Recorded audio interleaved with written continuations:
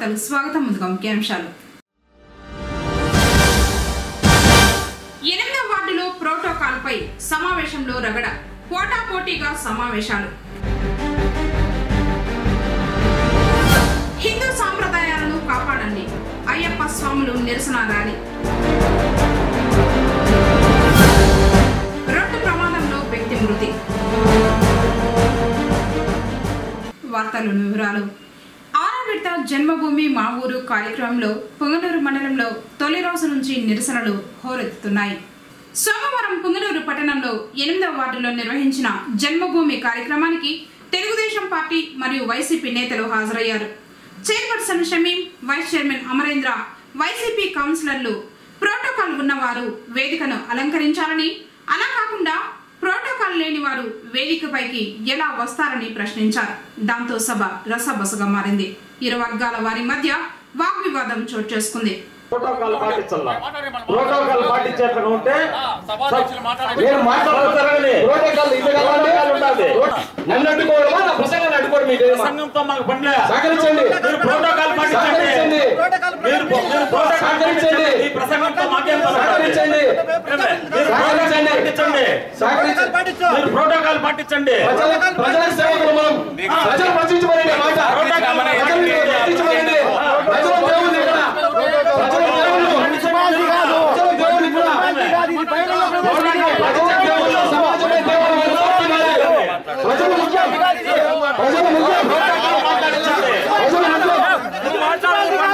నీకు 24 వార్డులు కోర్సులు సహకరించాలని 8వ వారంతా అభివృద్ధి చేసినావు. మేము సహకరించినామని అభివృద్ధి జరిగిందంటే అదంతా మా కృషే. తప్పకుండా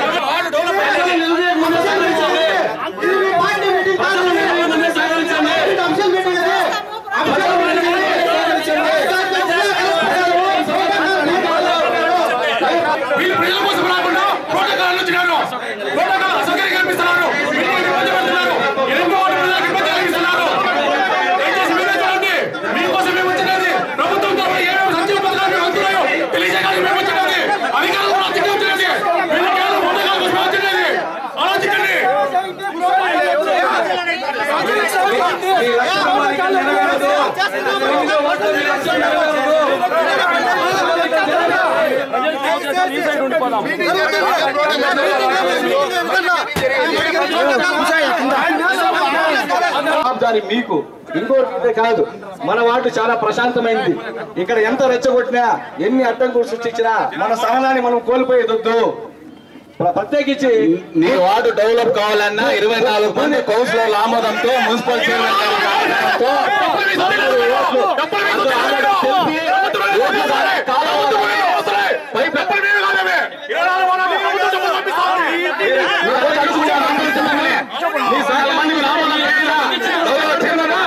నీ ఇంటి కుళాయి నీళ్ళు రావాలంటే మేడం ఆమోదం చెప్పాలా?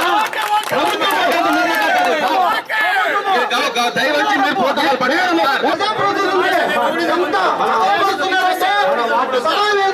అగోపరచకుండా దయచేసి సభామర్యాదను కావాల్సిందా సభాధ్యక్షులు కోరుతున్నాం. ఈ రోజు ముఖ్యమంత్రి సభా వేదిక మీద మాట్లాడాలి. కానీ అలాగే ఇట్లా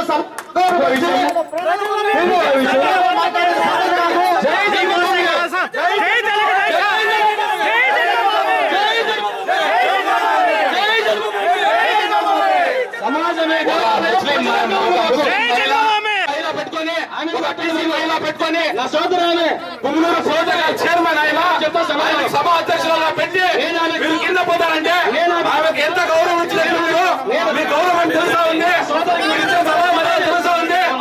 ఒక బీసీ మహిళ అని మున్సిపల్ మహిళ, ముస్లిం మహిళ, ఒక బీసీ మహిళ చైర్మన్ గా పెట్టుకొని సభా పైన పెట్టుకొని ఉంటే అవమానించే పరిచయంగా మేము ముందు సభ జరపడం ఇది మా మైనార్టీలకే చాలా అవమానము. గౌరవించి ఒక మైనార్టీ మహిళకి గౌరవించి స్టేజ్ పైన రావాల్సిందిగా కోరుచున్నాము. లీడర్లు కావాలంటే మా లీడర్లు బస్సులు ఉన్నారు, ఎక్స్ ఎమ్మెల్యేలు ఉన్నారు, ఎక్స్ మినిస్టర్లు ఉన్నారు, ఎక్స్ ఎమ్మెల్సీ ఉన్నారు. స్టేజ్ పైన పిల్లలు ఇది ప్రభుత్వ ప్రోగ్రాము, గౌరవ ముఖ్యమంత్రి గారి లోగో ఉంది, గవర్నమెంట్ లోగో ఉంది అని ఇది ఓన్లీ అఫీషియల్ ప్రోగ్రాము. దయవచ్చి అధికారులు గైరించి స్టేజ్ పైన ఎవరు ప్రోటోకాల్ లో వాళ్ళే కూర్చోవాలని కోరుతున్నాము సార్. గౌరవ చైర్మన్ గారికి కోర్ లీడర్ గారు, మీరు 24 వార్డులు అభివృద్ధి చెందో మీకు తెలుసు. ఆయన చైర్మన్ గారు ఆమోదం చెప్పాలంటే వాళ్ళు 24 వార్డులు ఒకేలాగా చూసినారు, ఒకే వార్డుగా చూసినారు. రోజు మీ వార్డులో కోట్ల వరకు చెప్తా ఉంటే ఆ అమ్మ సహకారమే, కోట్ల వరకు చెప్తా ఉంటే ఆ అమ్మ సహకారమే, 24 కోట్ల ఆమోదమే. పన్నులు సెంట్రల్ గవర్నమెంట్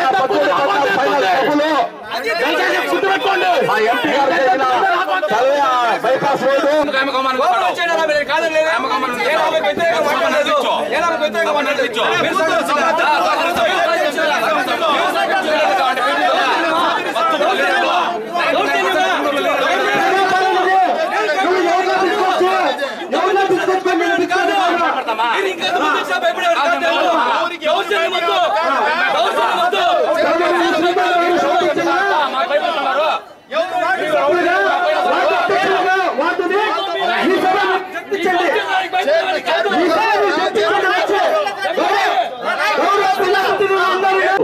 మా సోదర సోదరులకి అందరికీ నేను తెలియజేసేది ఏమంటే, ఇక్కడ సభను ఎవరు తప్పుదో పట్టించలా, సభని సభా గౌరవంగా జరిపెట్టే సరిపోయేది. ఇక్కడ ప్రోటోకాల్ అనేది ఒకటి ఉన్నది. నిన్న కలెక్టర్ గారు కూడా స్టేట్మెంట్ ఇచ్చారు, ప్రోటోకాల్ ని పాటించండి, ప్రోటోకాల్ అతిక్రమించకూడదని. ఈ రోజు అదే ప్రోటోకాల్ ప్రకారము సభ జరుగుతూ ఉండింది. సభ జరుగుతూ ఉంటే ప్రోటోకాల్ లో లేని వ్యక్తులు వచ్చి సభలో కూర్చుని దానికే ఇక్కడ ఈ రసాభాస జరిగిందే గాని ఆ తప్పుదానికి మేము కాదు కారకులు.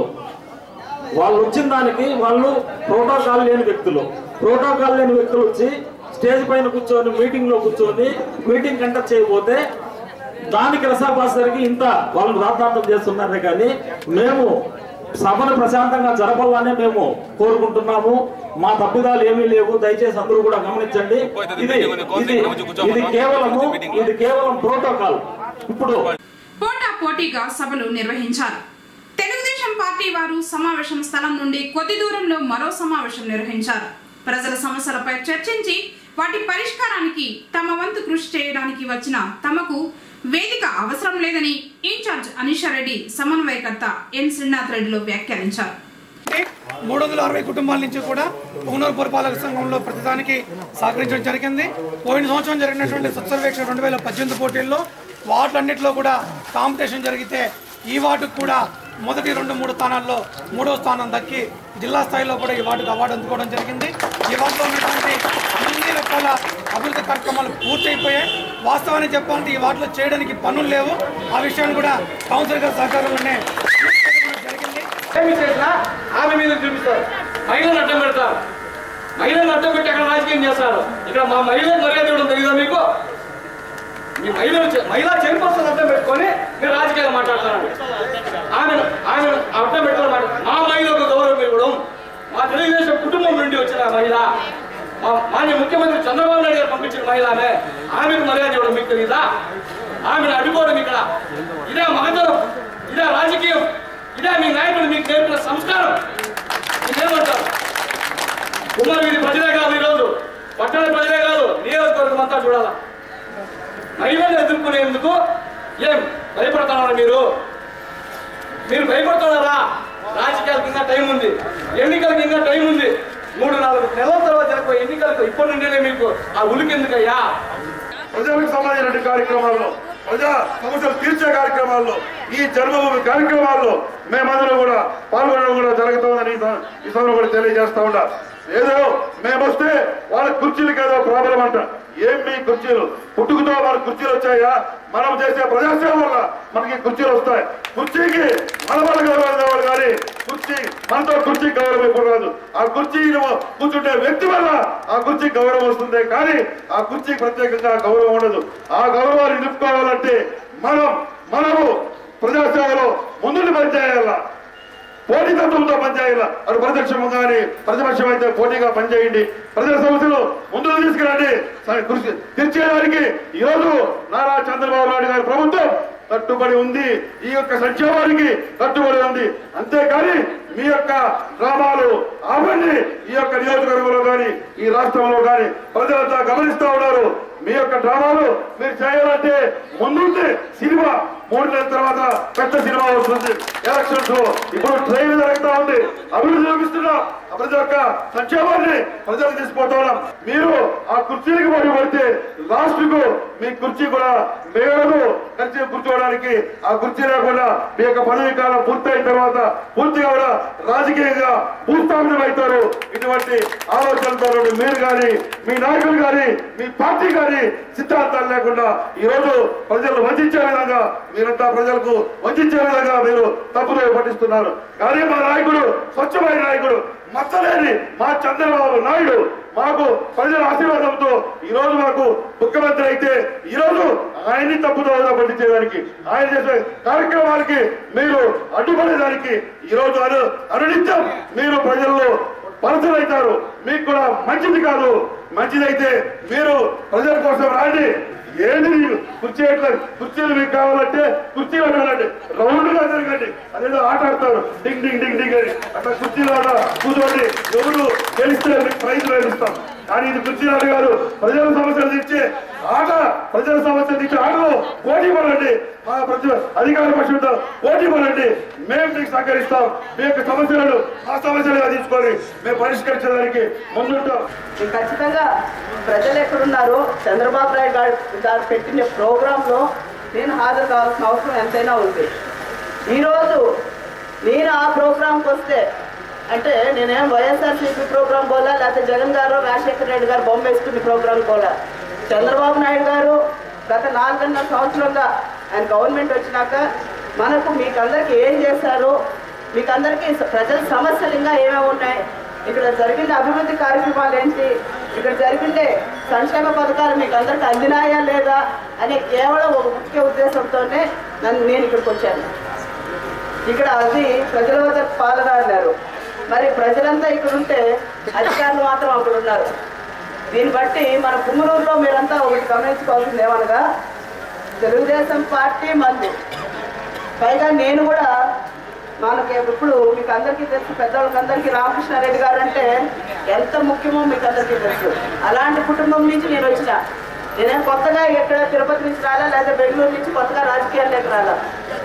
ఆ కుటుంబం నుంచి నన్ను చంద్రబాబు నాయుడు గారు పెట్టారు. అలాంటప్పుడు నేను కాంప్రమైజ్ కావాల్సిన అవసరం లేదు. ఎందుకంటే ఇది నాకు ఈ ఊరు కోడలు. నేను కూడా గత 25 సంవత్సరాలుగా ఇక్కడ జరుగుతూ ఉండే రాజకీయం నాకు తెలుసు. మమ్మల్ని కేవలం అడ్డగించుకోవాలని మాత్రమే ఆ ఉద్దేశంతో మాత్రమే ఈరోజు అక్కడ కూర్చోండి వైఎస్ఆర్సీపీ నాయకులందరూ, మరి ఇక్కడ ఉండే ఆఫీసర్లందరూ ప్రజల వద్దకు పాల్గొచ్చిన ఆఫీసర్లందరినీ కూడా కట్టడి చేసుకోవడం. మరి ఇది జన్మభూమి ప్రోగ్రాంలో ఆఫీసర్లు వచ్చి మరి వైఎస్ఆర్సీపీ నాయకులకి ఇక్కడ పుంగనూరులో పనిచేస్తున్నారా, లేకపోతే తెలుగుదేశం పార్టీలో ఇన్ని రోజులు లోటు బడ్జెట్ ఉందా, అందరికీ అర్హులు ఎవరెవరు ఉన్నారో అందరికీ సంక్షేమ పథకాలు అందిస్తున్నారు చంద్రబాబు నాయుడు గారు, వాళ్ళకి పనిచేస్తున్నారు అనేది నాకు అర్థం కావట్లేదు. ఎందుకంటే నేను మహిళలు మీ అందరూ సహకారంతో ఈరోజు నేను ఇక్కడ కూర్చోగలిగినాను. మరి మీకోసం మేము వచ్చినాము, మా కోసం మీరు వచ్చారు. మమ్మల్ని అందరినీ కాదనేసి అక్కడ మీటింగ్ అక్కడ ఏం జరుగుతుందో నాకు అర్థం కావడం లేదు. ప్రజల్లో ఉంటాము, ప్రజలకు ఏం సౌకర్యాలు కావాలో చేయడం అనేది నా ఒక ముఖ్య ఉద్దేశం. మరి ఈరోజు ప్రజల కోసం నేను వచ్చాను. ప్రజల కోసం వచ్చినప్పుడు నేను ఆ మీటింగ్లో ఉండకూడదు అనేసి వాళ్ళు చెప్తారు. నేనే వైఎస్ఆర్సీపీ మీటింగ్కి వెళ్ళలేదే, చంద్రబాబు నాయుడు గవర్నమెంట్ తరఫున నన్ను నామినేట్ చేస్తున్నారు కాబట్టి ఆ మీటింగ్కి వెళ్ళాం. మీకు ఎందుకు అంత భయం? మేము ఆ మీటింగ్లో కూర్చుంటే అధిష్ఠా రెడ్డిని అడ్డుకుంటే కానీ మనకి ఎలక్షన్ ఇసార్తో వన్నీ కాదు వాళ్ళకి. ఏంటి ఆ భయం? ఎందుకు మీరు భయపడుతున్నారు? మీరు చేసే అరాచకాలకి అన్నిటికీ నేను అడ్డపడతాననే. ప్రతి ఒక్కరు అటు అమ్ము కానీ అక్కడ ఉండే తుంగ మంజు కానీ వేలు ఆయన కూడా రాజకీయాల్లోకి తీసుకొచ్చిండేది రామకృష్ణారెడ్డి గారే.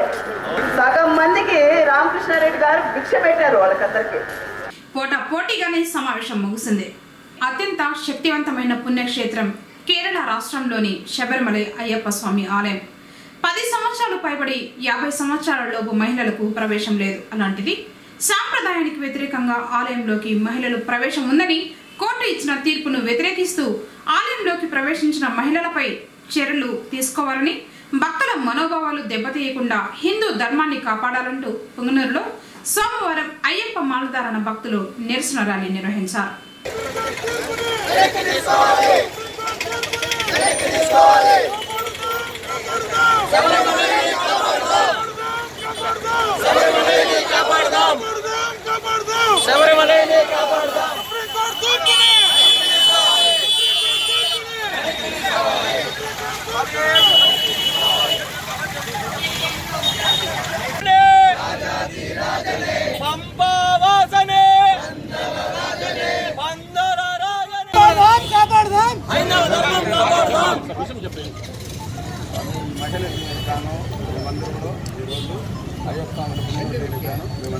ర్యాలీ చేస్తున్నాము. అడవిని కానీ మీరు కూడా సహకరిస్తే మాకు మంచిది. సహకరించి పై అధికారులకి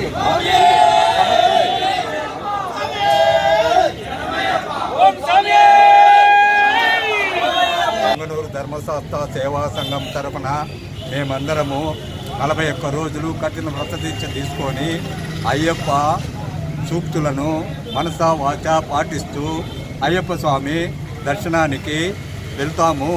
అక్కడ మన హైందవ సాంప్రదాయ ప్రకారము 10 పైబడిన స్త్రీలకు 55 లోపల ఉండే స్త్రీలకు అనుమతి లేదు.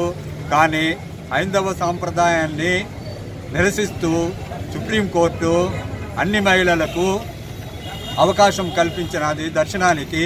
కాబట్టి మేమందరము హైందవ ధర్మాన్ని పరిరక్షించుకుంటూ సుప్రీంకోర్టు తీర్పుని వెనక్కి తీసుకోవాలని విన్నవించుకుంటున్నాము. అయ్యప్ప మాల వేసుకున్న భక్తులందరూ ఒక తహసీల్దార్ గారికి ఒక అర్జీ సమర్పించారు. వాళ్ళు ఇచ్చిన రిప్రజెంటేషన్ ప్రకారము మనము దీనికి లెటర్ పెట్టి మన కలెక్టర్ గారికి ఈ విధంగా చర్య తీసుకోవాలని అర్జీ సమర్పించిన రిపోర్ట్ పంపిస్తాము. కలెక్టర్ గారు అది గవర్నమెంట్కి పంపిస్తారు. కాబట్టి దీనిపైన చర్య తీసుకుంటాము. మనము ఎంతో భక్తిగా కొలిచేటటువంటి దైవము అయ్యప్ప స్వామి. అలాగే మనమందరూ అంతే భక్తితో దర్శించుకునేటువంటి ఒక పుణ్యక్షేత్రము శబరిమల. ఈ మధ్యకాలంలో సుప్రీంకోర్టు ఇచ్చినటువంటి ఒక తీర్పు వల్ల కేరళలో ఉన్నటువంటి మహిళలు స్వామి అయ్యప్ప స్వామి భక్తులు ఎంతో వేదనకి గురవుతూ ఉన్నారు. పెద్దలు ఏదో ఒక కారణం లేనిది ఒక పద్ధతిని తీసుకురారు. అయ్యప్ప దీక్ష అనేది 41 రోజుల పాటు ఎంతో కఠినతరమైనటువంటి నియమాలతో నిబంధనలతో కూడినటువంటి ఒక దీక్ష. ఆ దీక్ష చేయడం అనేది మహిళలకి ఇబ్బందికరంగా ఉంటుంది. కాబట్టి వాళ్ళకి ఒక అసౌకర్యమైనటువంటి పరిస్థితులు ఉంటాయి. కాబట్టి మహిళలు 10 సంవత్సరాలు పైబడిన 50 సంవత్సరాలు లోబడిన మహిళలు రాకూడదని చెప్పారే కానీ మహిళలకు ప్రవేశం లేదు అనే మాట చెప్పలేదు. దాన్ని గుర్తెరిగి కొందరు నాస్తికులు హైందవ ధర్మం మీద కుట్రపూరితంగా సుప్రీంకోర్టులో ఒక వ్యాజ్యాన్ని వేస్తే సుప్రీంకోర్టు పూర్తిగా పరిశీలించకుండా కోట్ల మంది భావాల్ని దెబ్బలు కలిగే విధంగా ఒక తీర్పుని ఇవ్వడం అనేది సమంజసం కాదు. ఇప్పుడు కాసేపు ప్రకటనలు. నా బుర్ర తింటున్నారు మీరు. ఒకసారి 130 అంటారు, ఇంకోసారి 39 అంటారు. అసలు నేను మాట్లాడుతున్నాను కదా, నువ్వు చెప్పవయ్యా. 130 రూపాయలు ఛానల్ వాళ్ళు అడగట్లేదు. అది కేబుల్ డిటిహెచ్ వారి మంత్లీ రెంటల్ ఫీజు. అది అందరు కట్టాలి. ఎందుకు కట్టాలి? ఈ 130 రూపాయలకు మీకు చాలా ఛానల్స్ వస్తాయి. దానిపైన మీకు నచ్చిన ఛానల్ ని మీరు సబ్స్క్రైబ్ చేసుకోవాలి. మరి మా ఫేవరెట్ స్టార్ మా ఛానల్స్ అదే స్టార్ వాల్యూ ప్యాక్. చెప్తాను. Excuse me master, may I? 130 రూపాయలు మీ ఫీజు కదా. కూల్. ఇంకా 39 రూపాయలు స్టార్ వాల్యూ ప్యాక్ కదా.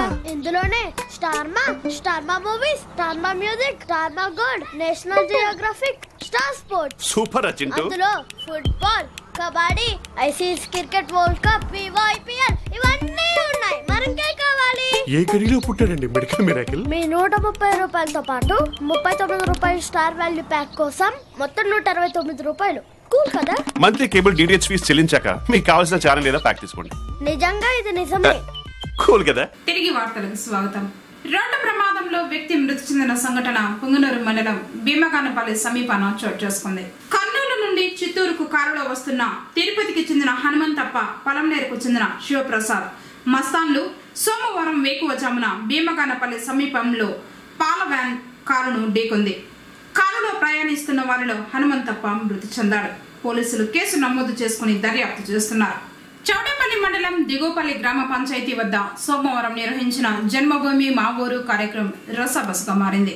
దిగువపల్లి పంచాయతీలో షికారిపాలెం, పక్షిరాజపురం గ్రామస్తులు జన్మభూమి కార్యక్రమాన్ని బహిష్కరించి బోయకొండ చౌడేపల్లి రోడ్డులో ధర్నా రాస్తారోకో నిర్వహించారు. ఈ సందర్భంగా గ్రామస్తులు మాట్లాడుతూ, గత జన్మభూమిలో ఇచ్చిన అర్జీలకు ఇంతవరకు దిక్కులేదు, మళ్ళీ ఇప్పుడు ఎందుకు జన్మభూమి అని, మా సమస్యలు పరిష్కరించని జన్మభూమి మాకు వద్దు అని నినదించారు. ఒక దశలో సమావేశంలో ఉన్న కుర్చీలు విసిరివేస్తూ ప్రజలు ఆగ్రహం వ్యక్తపరిచారు. ఇంటి పట్టాలు, భూమి పట్టాలు, త్రాగునీటి సమస్య పరిష్కరించాలని డిమాండ్ చేశారు. పరిస్థితి గమనించిన చౌడేపల్లి ఎంపీపీ అంజుబాబు, జడ్పీటీసీ రుక్మిణమ్మలు, తహసీల్దార్ భాగ్యలత ఇతర అధికారులతో చర్చించి సమస్యను పరిష్కరిస్తామని హామీ ఇచ్చారు. దీంతో శాంతించిన వారు గ్రామ సభకు హాజరు కాకుండా వెనుతిరిగారు.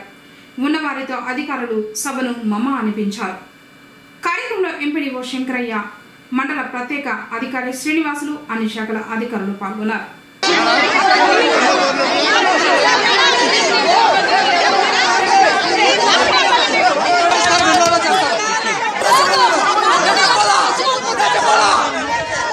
చెప్పాలా ఎందుకు చెప్పండి.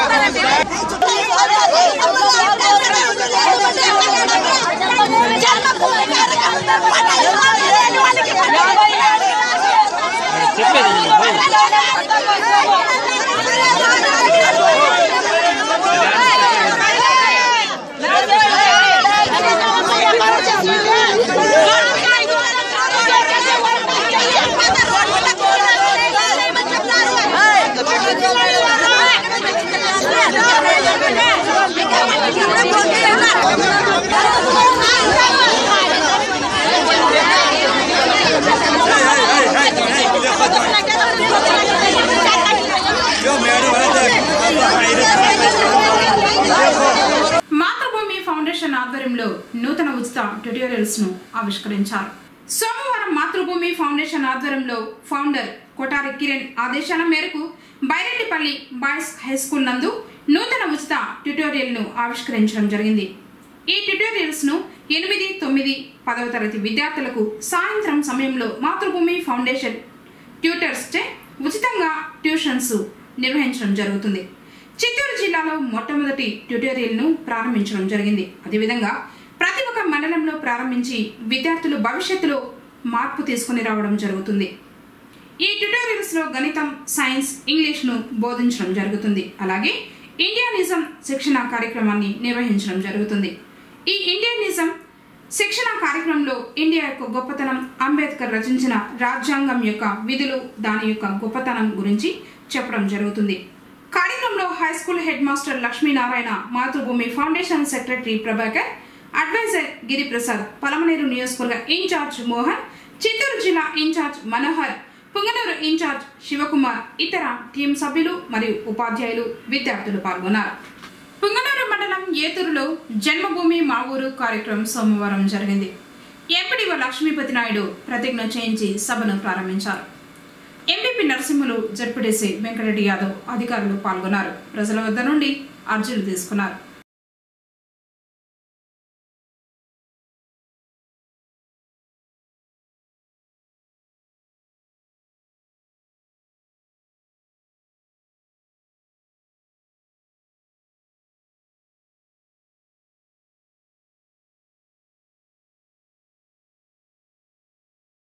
ప్రాంతం భూములతో ఉంటాయి కానీ పంటలు పండడంలే, వాటర్ పండడం లేదు. అందరినీ ఒక కాలం వచ్చా అంటున్నారు. ఎక్కడికి వచ్చిందో ఏడొస్తుందో తెలియడంలే. సాక్షాత్ మంత్రి గారు కూడా చెప్పారు డిసెంబర్ 31 కంతా వచ్చేస్తుందని. కనపడటం దరిదాపుల్లో వస్తే సంతోషమే. ఆ కాలం నీళ్ళు వచ్చేస్తే ప్రభుత్వాన్ని మనం అడుక్కొని అవసరం లభించగలలాగా నాకు పెన్షన్ కావాలా, అది కావాలా, ఇది కావాలని సంతృప్తిగా పంటలు పండుతాయి. మనమే ప్రభుత్వాన్ని సాగుతాం. కాబట్టి మొట్టమొదటి ఆ కాలువ త్వరగా కంప్లీట్ చేసుకోవాలి. ఆ కాలువ కంప్లీట్ చేస్తే మాకు 5 ఎకరాలు కాదు కదా, 3 ఎకరాలు ఉండే కూడా మాకు అక్కర్లే. ఇకపోతే ఒకే ఇంట్లో 2 పెన్షన్లు ఇవ్వకూడదు అంటున్నారు. ఒక ముసలాయి ఉంటుంది, ఒక వితంతు ఉంటుంది, ఒక వికలాంగులు ఉంటారు. ఒకరికిచ్చి ఇద్దరికి లేదంటే అది బాగా అన్నం పెట్టి చారు పెట్టకపోతే ఇబ్బంది కదా. అట్లా ఎంతమంది అర్హులు ఉన్నారో ఇంట్లో వాళ్ళందరికీ ఇవ్వండి మేము ప్రభుత్వాన్ని మీ తరఫున డిమాండ్ చేస్తున్నాం. అదేవిధంగా ఇంట్లో విషయానికి వస్తే ఇప్పుడు కూడా చాలామంది కులాల దుల్లా, మతాల దుల్లా, పార్టీల దుల్లా ఆరాధన ఉందో వాళ్ళందరూ కూడా శాచురేషన్ పాయింట్ కింద అంటే ఎవరు కూడా ఇల్లు లేనటువంటి ఉండకూడదనే ఉద్దేశంతో ఇవ్వడం లేదు. కానీ కాలక్రమేణా రోజు ఇది జరిగేటువంటి కార్యక్రమమే కాబట్టి అన్నదమ్ములు భాగాలు పోయింటారు, లేదా ఇంకా కొత్తగా కొంతమందికి ఇల్లు కావాల్సి వచ్చింటాయి. అటువంటి రోజులంతా కావాలి కాబట్టి వాళ్ళందరూ కూడా ఇల్లు ఇవ్వాలా. వ్యవస్థతో కూడుకున్నటువంటి పరిపాలన మంచిది కాదు. ఎలక్షన్లు అయిపోయిన తర్వాత పార్టీలకు అతీతంగా పనిచేయాలా, మతాలకు అతీతంగా పనిచేయాలా, కులాలకు అతీతంగా పనిచేయాలా. ఎవరైతే అర్హత ఉన్నదో మీద వాళ్ళు ఉన్నారో వాళ్ళందరూ కూడా ఇల్లు ఇచ్చే కార్యక్రమాన్ని చేపట్టాలా. ఆ ఇచ్చిన ఇండ్లు కూడా సక్రమంగా బిల్లులు ఇవ్వండి. మీరు టయానికి బిల్లు ఇవ్వడం లేదు కూడా మీ తరఫున మేము ప్రభుత్వాన్ని డిమాండ్ చేస్తున్నాం. ఎవరైనా మాట్లాడచ్చు. అంబేద్కర్ గారు పెద్ద రాజ్యాంగం రాశారు, మాట్లాడే హక్కు ఇచ్చారు.